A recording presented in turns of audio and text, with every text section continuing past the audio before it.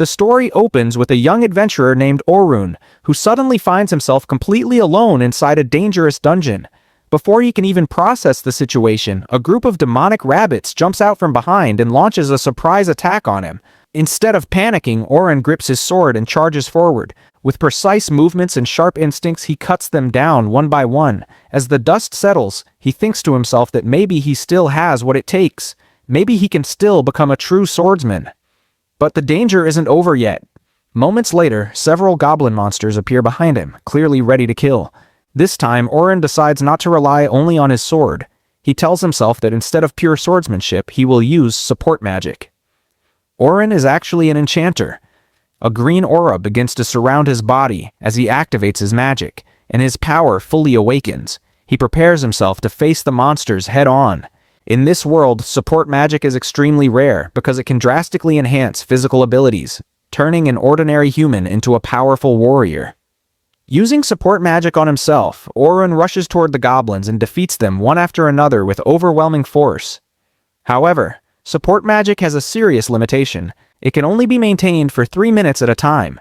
Because of this drawback, Orun is forced to repeatedly restore his mana whenever he uses it. Even so, he presses forward again, attacking the goblins without hesitation. Orun is a unique existence. He possesses swordsmanship skills, but at the same time, he also has the talent of an enchanter. And yet, despite having all these abilities, he was still expelled from his own party. The story then shifts to the past. We see Orun standing in front of his party leader, Oliver. Oliver coldly tells him that the group has decided to remove him from the team. Orun is shocked and asks why this is happening. He can't understand it at all. Oliver was his childhood friend, and they had built this party together from the very beginning. But Oliver's close friends, Alll and Derek, clearly never liked Orun. They start criticizing him, saying his magic is weak and useless. Oliver then speaks again, trying to sound sympathetic. He tells Orun that he gave him many chances because they were friends, but Orun failed to meet expectations. That's why the decision had already been made. Orun can't process what's happening.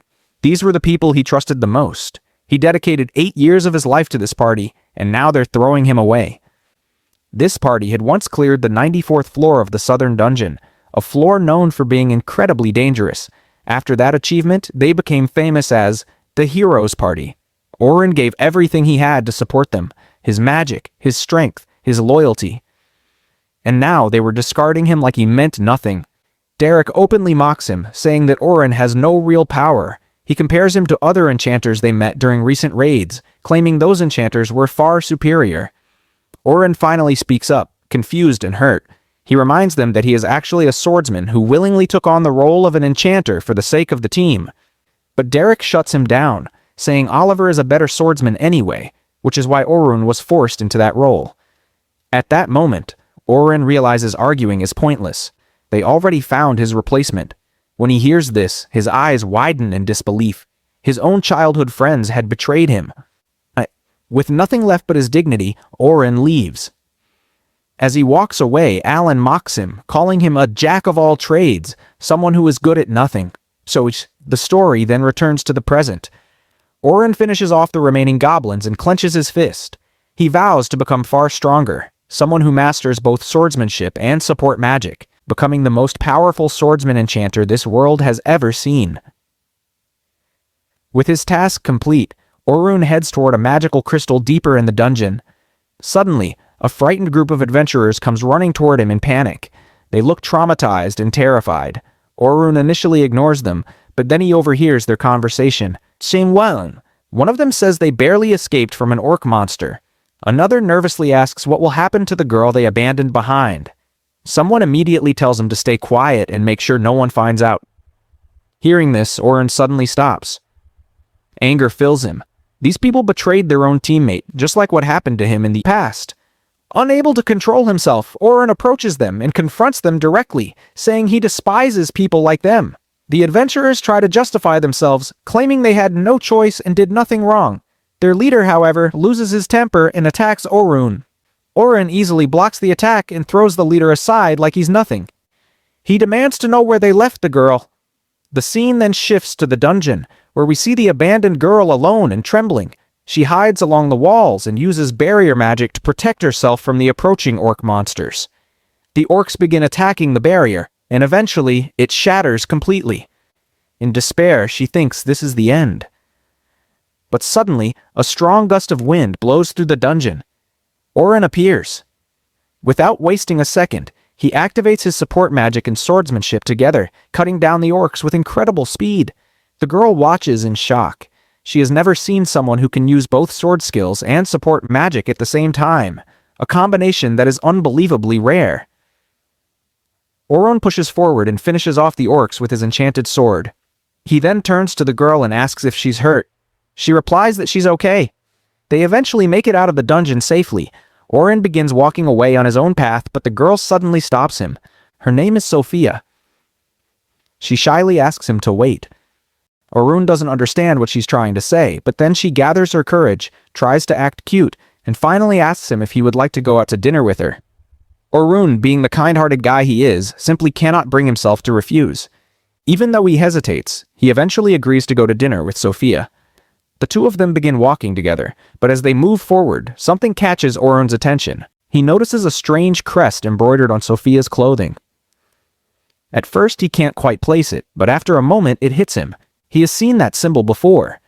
That crest belongs to one of the most famous and powerful guilds in the kingdom, Night Sky Silver Rabbit, and realizing this instantly makes the situation far more serious than he expected.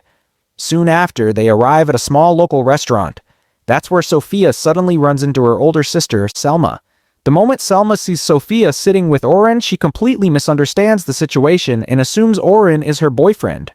Selma immediately gets angry and scolds Sophia, telling her she's far too young to be involved with a man like this. Sophia tries to explain, but her words don't come out properly. Anji, while this is happening, Oren suddenly realizes that he actually knows Selma. Both of them graduated from the same guild academy, and they are both enchanters.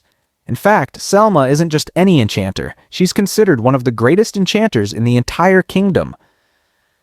She was even a member of an A-rank party.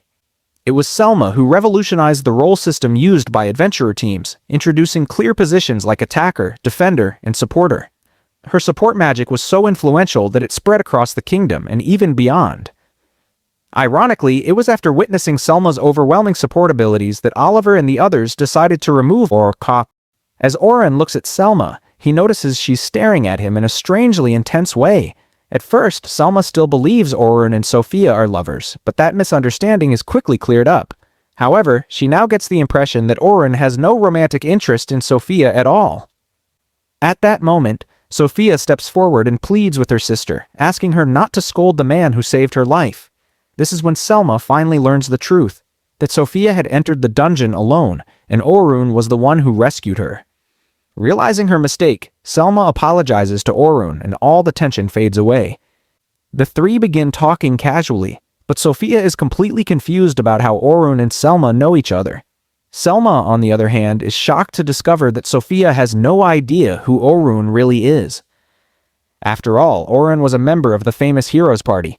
Hearing this, Sophia is stunned. Her attitude instantly changes, and she begins speaking to Oren with far more respect. She apologizes repeatedly, unable to believe that someone so legendary had been standing right in front of her the entire time. Oren quickly clarifies that he is no longer part of any party. The Heroes Party had already gone their separate ways, and he was expelled long ago. This revelation leaves Selma even more shocked.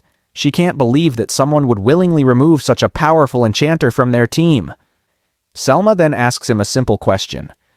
"So that means you're free right now, aren't you?" Oren immediately assumes she's about to invite him back into the Silver Rabbit Guild. Without letting her finish, he declines right away, saying he has no intention of joining any party. Selma smiles and tells him he misunderstood. She explains that she's not asking him to join a team. Instead, she wants him to participate in a special teaching expedition as an instructor. His role would be to train and guide new students. She explains that in this mission, A-rank adventurers and above will act as mentors, leading beginners deep into the Southern Great Dungeon. Their goal is to reach the 65th floor within just 3 days. Hearing this, Oren is genuinely surprised. Normally, even high-ranking adventurers take 6 months to a full year to reach that depth. Selma admits that the mission is extremely difficult, but not impossible. The reason is a shortcut. On top of that, the clan's sponsors are heavily pressuring them to make this expedition happen. If it were just about money, the clan could have rejected the plan, which means there must be a much bigger objective behind it. After thinking it through, Orun quickly understands the real intention. If inexperienced students, who can't even defeat a floor boss on their own, are guided to lower floors safely, the clan's influence and strength would decrease dramatically. Selma is impressed. She hadn't expected Orun to grasp the entire strategy with such limited information. She realizes that he's far more intelligent than he appears. She then explains that every 10 floors, a powerful boss blocks further progress. New students simply don't have the experience to defeat such enemies alone. That's why the expedition needs an instructor strong enough to handle the floor bosses effortlessly. This way, the students only need to register at the floor crystal, gaining progress without direct combat. It's risky, but extremely effective. That's why Selma wants Orun to join. She gently grabs his hand and teasingly tells him that she wants to play with his little sword. Hearing this, Orun's heart races, and memories from his past resurface. The moment he was cast out of the hero's party simply because his support magic couldn't compare to Selma's. Snapping back to reality, Orun realizes something important. If he returns as an enchanter, he'll only regret it later. He slowly pulls his hand away and apologizes, saying he can't accept the offer. He has already chosen a different path. Just then, Sophia puts on an innocent expression and asks Orun to come along with her. Once again, Orun finds himself unable to say no. However, he clearly tells Selma one final thing. He has changed his path. He is now a swordsman. If he joins the expedition, it will be as a swordsman, not as an enchanter. Selma is slightly surprised, but decides it doesn't really matter. Deep down, she believes that if things get dangerous, Orun will naturally return to using support magic. She tells him to report to the Silver Rabbit headquarters early the next morning. That night, Orun visits an alchemist shop. The owner was about to close, but when he sees Orun, he refuses to shut the door. He welcomes Orun inside and even offers him a drink. Alpha. The old man already knows Orun well. He thanks him sincerely, saying that Orun's support helped his shop survive. When Orun became famous as part of the hero's party, he even promoted the shop publicly. Hearing this makes Orun feel ashamed. He's no longer a hero, and his reputation is gone. For a moment, he feels empty, but the old man lifts his spirits. The next morning, Orun arrives at the Silver Rabbit headquarters, where he meets Vince, the guild's leader. They introduce themselves, though Vince already knows a great deal about Orun, his past with the hero's party, and his talent as an enchanter. In fact, Vince has wanted Orun in his guild for a long time. As they talk, Vince asks if Orun is ready for tomorrow. Orun replies that he is, but he wants to understand more about the teaching expedition first. At that point, Selma steps in and begins explaining all the details. Selma explains the full plan in detail. The expedition's final destination is the 65th floor of the dungeon. Along the way, they'll be bringing multiple rookie parties, as well as several escort teams whose job is to protect and guide them. On day 1, the group plans to push as far as floor 21. By day 2, they aim to reach floor 36. From there, they must advance as quickly as possible. According to Selma, something extremely important awaits them on the 65th floor, something the guild desperately needs. On top of that, the guild's sponsors are applying intense pressure, forcing this mission to move forward no matter the risk. The scene briefly shifts to the past. We see Vince and Selma discussing Orun in private. Vince mentions that he already knows Orun was abandoned by the hero's party. He can't understand why they would make such a decision, because Orun clearly lacks nothing in terms of ability. In fact, Vince believes that by losing Orun, the hero's party has actually weakened itself. Selma agrees. She explains that Orun is an incredibly capable enchanter. While his enchantment speed is slightly slower than hers, his casting speed is nearly 4 times faster. Even more impressive, Orun can instinctively predict enemy movements before they attack. The story returns to the present. Orun now understands the mission's outline, but something doesn't sit right with him. The plan feels rushed and incomplete. There are gaps, dangerous ones. That's when Selma explains the team composition. They have 10 rookie parties, but only 5 escort teams. Hearing this, Orun is visibly surprised. Selma asks if everything is clear and invites him to ask questions. Orun immediately raises a concern. If they're taking such a massive risk, why are there so few escort teams? Escort parties consist of experienced veterans whose primary role is protection and guidance. Logically, there should be more of them. But neither Vince nor Selma gives him a proper answer. At that moment, Orun feels it clearly. There's a hidden danger in this expedition that no one is telling him about. Selma ends the conversation by telling Orun she'll see him tomorrow. Orun, slightly flustered, nods in response. The next morning arrives. Orun finally stands before the Southern Great Dungeon itself. The massive structure towers over everything around it. Numerous parties are already gathered, rookies, escorts, and even other well-known adventurers. As Orun looks around, he realizes just how many rookies have shown up, but when he glances to the side, he notices familiar faces. Selma and Sophia have already arrived. When Sophia sees Orun, her face brightens instantly. Orun notices something interesting. The outfits are different. Rookies wear one style of uniform, while escort teams wear another. Sophia's attire clearly marks her role. Without thinking too deeply, Orun compliments her outfit, saying it looks nice. The moment Selma hears this, she becomes irritated, assuming Orun is flirting with her younger sister. She sarcastically asks if Orun has always been surrounded by women. After all, the hero's party had many female members. She jokingly accuses him of developing romance plots with them. Orun quickly denies it. Later, it's revealed that Orun used to live in the same mansion as those party members, not out of romance, but convenience. Sophia then innocently asks Orun where he lives now. He replies that he currently stays near the Adventurers Guild. Selma immediately interrupts, suspiciously asking why Sophia wants to know. She teases her about trying to start a love story. Sophia panics and denies it repeatedly. Soon after, the group moves toward the rookies. Most of them look extremely nervous. This is their first real raid. Sophia returns to her own group, leaving Orun and Selma to meet the rest of the escort members. That's when they are introduced to Anthem the Defender, Bernard, another tank-type warrior, and Kathy, a healer. Together with Selma and Orun, they will act as the escort force responsible for keeping the rookie teams alive. Selma introduces Orun to the group, explaining that he serves as both an attacker and an enchanter. The escorts are immediately impressed. The story briefly shifts again to Selma's past. She speaks with Vince, who tells her that although they lost a powerful S-rank adventurer, they now have Orun. And if they utilize his abilities correctly, the Silver Rabbit Guild could rise back to the top. Back in the present, Selma feels tense. No matter what happens, she must work with Orun and reach at least the 51st floor. Even more concerning, Orun is operating as an attacker now, not as an enchanter.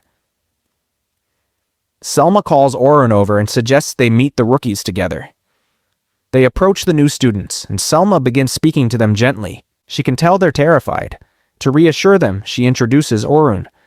She tells them that Orun has already reached floor 94 in the past and knows the Great Dungeon better than almost anyone. The rookies are stunned. Reaching that depth is no small achievement. Their fear slowly turns into hope. If Orun is with them, maybe they really can make it through. Selma then reveals another truth, that Orun was once a member of the legendary Heroes Party. The reaction is immediate. The rookies are speechless. The Heroes Party is considered the strongest group in history, and standing before one of its former members fills them with awe. Orun quietly tells Selma that she might be oversharing. Selma laughs it off, saying the rookies look far more motivated now. And she's right. Word spreads quickly. Everyone present now knows who Orun is. Respect follows naturally, and his presence alone boosts morale. Selma tells Orun it's time to return to their assigned roles. Orun agrees and heads toward the group he's assigned to escort. It's Group 10. Unlike the others, this group has only 3 members, while most other teams have 4. And with that, Orun's role in the expedition truly begins. Orun suddenly points out something important. He says it looks like someone from their party hasn't arrived yet. Before anyone can react, a boy named Logan confidently steps forward and shuts that idea down immediately. He says there's no mistake at all. According to him, their group is the strongest among all the rookie teams, which is exactly why they only need 3 members. No extras, no deadweight. The moment Logan opens his mouth, his personality becomes obvious. His arrogance is sky high. Every word, every expression screams overconfidence. Seeing this, Orun calmly suggests that they begin with introductions. He asks Logan to go first. Logan walks forward proudly and introduces himself. He declares that his name is Logan, and not only is he a member of Group 10, but he's also the leader. He brags about possessing extremely powerful core abilities and proudly announces that he's an enchanter. Then, without hesitation, he claims that one day in the future, he'll surpass even Selma herself. Next, Oren turns his attention to the second member. Her name is Carolyn, and she introduces herself as a defender. But Oren immediately notices something odd. He asks her how she can call herself a defender when she isn't carrying a shield. Carolyn casually replies that she doesn't use one at all. Instead, she relies purely on evasion. Oren pauses and asks if that means she's a dodge-type defender. She confirms it confidently. Oren warns her that without real combat experience, this fighting style is extremely dangerous. Hearing this, Carolyn visibly tenses for a moment. But despite her fear, both she and Logan are overflowing with pride. They don't take Oren's concerns seriously at all. At that point, Sophia steps in and introduces herself. She says her name is Sophia, and her role is both attacker and caster. But things immediately take a turn. Logan and Carolyn suddenly begin arguing with each other, both claiming that they should be recognized as the true leader of Group 10. Their voices rise and the tension grows awkward. Watching all this unfold, Oren sighs internally. He realizes this raid is not going to be easy. Soon after, the group finally begins moving deeper into the dungeon. As they walk, Carolyn looks at Oren and asks him a blunt question. She mentions that he used to be a member of the Heroes Party, and asks why someone like him would join the Silver Rabbit expedition. She even suggests that people like him usually see rookies as enemies. Oren calmly corrects her. He tells her she didn't hear it properly. He was a member of the Heroes Party, but not anymore. He left. Carolyn is surprised and comments that this is shocking news. She casually adds that Sophia has said a lot of good things about him. Before Oren can respond, Sophia quickly jumps in and explains why. She says it's because Oren once saved her life. Carolyn immediately smirks and teases Sophia, asking if that means she likes Oren. Sophia panics and denies it instantly, but her face turns bright red, completely giving her away. With that awkward moment behind them, the group continues deeper into the dungeon. Suddenly, several wolf-type monsters begin approaching them from behind. But before anyone can even react, Oren's trap magic activates. In less than 2 seconds, the monsters are completely wiped out. The reason is simple. Oren had already placed the trap in advance. He believes that pointless battles inside the dungeon are nothing but a waste of time, especially when their deadline to reach the 51st floor is extremely tight. As time passes, the group steadily advances and eventually reaches floor 20. By now, Oren has fully evaluated the abilities of his teammates. He realizes that Logan genuinely has impressive enchantment skills. Not only that, Logan performs surprisingly well during combat. In fact, Oren believes Logan could easily qualify for an A-rank party right now. However, Logan has one major weakness. He's terrible at leading others. Despite that flaw, Oren still acknowledges him as a highly talented enchanter. Next, Oren analyzes Carolyn. She truly is a capable defender, but her fighting style has serious drawbacks. She relies almost entirely on speed and dodging, using only daggers. As a defender, she really should be using a shield, but she refuses to. Finally, Oren observes Sophia. At the moment, she's clearly weaker than both Logan and Carolyn. However, Oren can see her potential. With time and experience, she has the ability to become incredibly strong. Meanwhile, the rest of the expedition teams also make progress, and everyone eventually reaches floor 20. Selma orders the rookies to move quickly to the magic crystal and register for access to the 21st floor.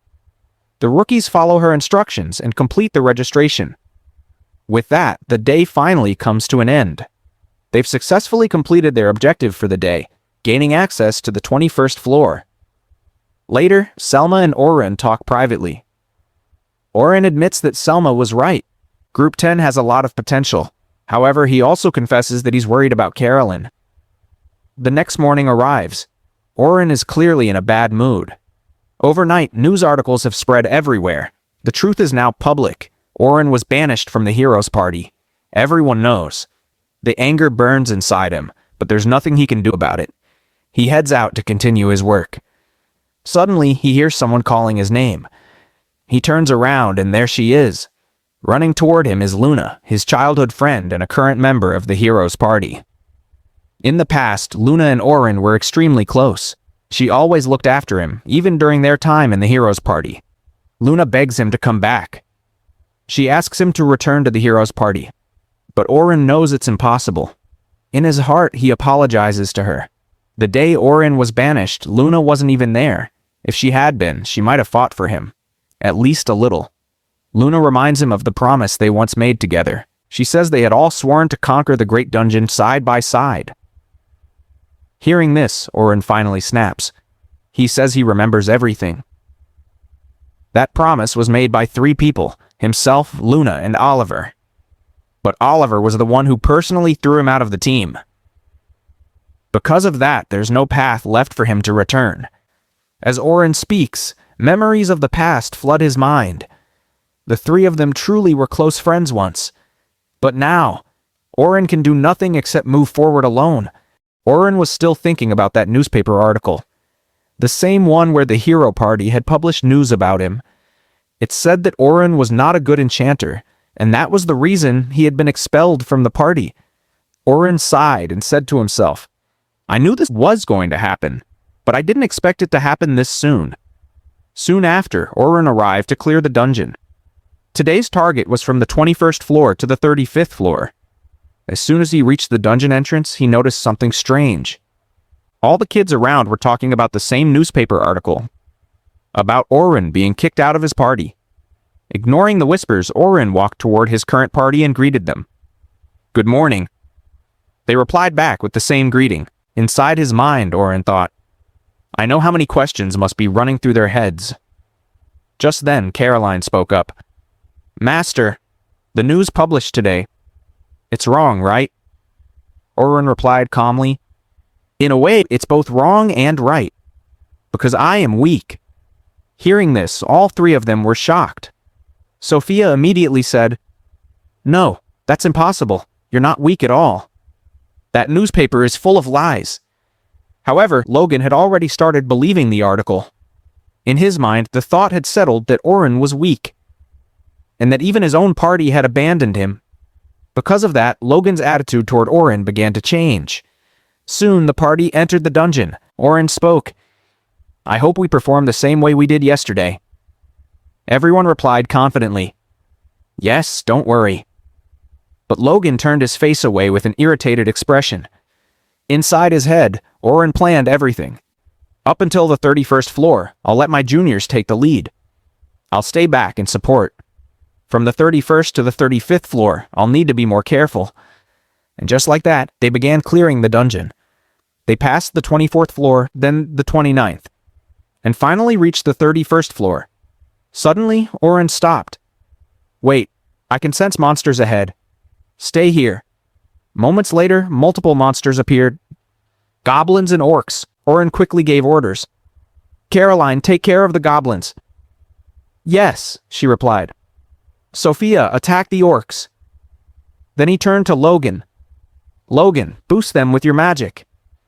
As Logan began casting spells, he thought to himself, what is this guy even doing? These are things we always do. Anyone could give these orders. He clenched his teeth. The newspaper was right. This guy doesn't have any real power. Meanwhile, Caroline easily defeated the goblins. But on the other side, Sophia was frozen in fear before the orcs. Logan noticed and muttered, why isn't she attacking? In the past, Sophia had once been attacked by orcs, and Oren had saved her life back then. That trauma still haunted her. Oren noticed the orc approaching her. He immediately used an ability. Agility down. The orc's power and movement were drastically reduced. Oren spoke firmly. Sophia, why are you scared? Your entire team is with you. And I'm right here too. Don't be afraid, attack. His words reached her heart. Sophia finally gathered her courage and used her magic, defeating the orc in a single strike. Seeing this, Caroline rushed toward her and hugged her tightly. You did great, Sophia. We finally defeated the orc together. Logan had witnessed everything, especially Oren's agility down technique, but he said nothing. Soon, the party reached the 35th floor, the final floor for the day. A massive spider-like monster appeared. It was called a dark tarantula. Logan panicked. What are we going to do? It's way stronger than us. We can't defeat it. Orun replied calmly. Logan, boost Caroline's agility and durability. Logan snapped. What, the same technique again? Does he really think this will work? Logan tried to step forward. I'll fight too. Orun stopped him. No. If you go to the front line, we'll lose our support. Your job is to stay back and support your teammates. This is about teamwork. Reluctantly, Logan agreed. Orun continued issuing commands. Caroline, attack and draw its attention. She charged forward. Sophia, pin it down. Sophia used her magic, a powerful wind-cutting spell, and sliced off all 4 legs on one side. The monster collapsed. Everyone thought it was over, but Orun immediately said, No, not yet. Logan, boost Caroline's strength and technique, Logan protested. But we already defeated it. Orun said firmly. Do as I say. The moment Logan finished the buff, the tarantula suddenly trapped Caroline. I can't move, she shouted. I can't break free. Orun encouraged her. Yes, you can. Try moving your arm. Your strength has increased. She struggled, but it wasn't enough. Then Orun secretly used his magic, sharpening Caroline's blades. Logan noticed this too. With a final attack from Sophia, the monster was completely defeated. Everyone cheered in relief. Later, outside the dungeon, the team celebrated their successful clear as they headed home. Orun was stopped by 2 fellow adventurers. Why don't we go for a party? They asked. Orun smiled. Are you really asking me? Of course, it's your name on the mission. Orun agreed. During the meal, they said, The newspaper article was wrong, right? Orun replied, Yes, in a way. They continued. Why would the hero party kick you out? What they printed was completely wrong, Orun said. They exaggerated. I was weak, but not that weak. Then he revealed the truth. I used to be an enchanter, but now I've converted into a swordsman. I fight on the front line now. They were shocked. But why? Orun smiled softly. When I was a child, I lived with my grandfather. One day, a monster attacked our village. My grandfather, a swordsman, defeated it in a single strike. That moment, Orun said, made me decide I would become a swordsman too. But when I joined the hero party, Orun continued, there were already 2 swordsmen in the team. Because of that, our party kept sinking deeper into trouble. We needed an enchanter, and if there was anyone who could do that job, it was me. So I gave up my swordsman path and became an enchanter for the sake of the party. I abandoned my own dream to help them. And even after all that, they still expelled me. The 2 adventurers wanted to ask more questions, but Orun stopped himself. No, I shouldn't say more about the hero party. That wouldn't be right. The scene then shifts. We see the 3 juniors riding back home in a cart. Logan looked thoughtful, clearly curious about Orun.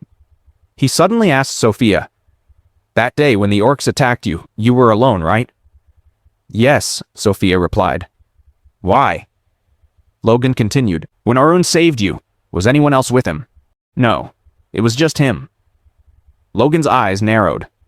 Then tell me everything. What exactly did Orun do that day? Sophia hesitated for a moment, then nodded. That day, Orun used wind-type magic, and at the same time he used a sword. But it was terrifying. He killed dozens of orcs in a single moment, all by himself. Logan froze. What are you saying? Is that even possible? Yes, Sophia said seriously. I saw it with my own eyes. He used magic and swordsmanship together. That kind of power, it's terrifying. He's incredibly strong. I never imagined someone like that existed. At that moment, Caroline interrupted. Why are you thinking so much? Did something happen? Logan quickly replied, No, nothing at all. But inside his mind, Logan made a decision. No matter what, I'll learn everything from Orun, and one day, I'll surpass him.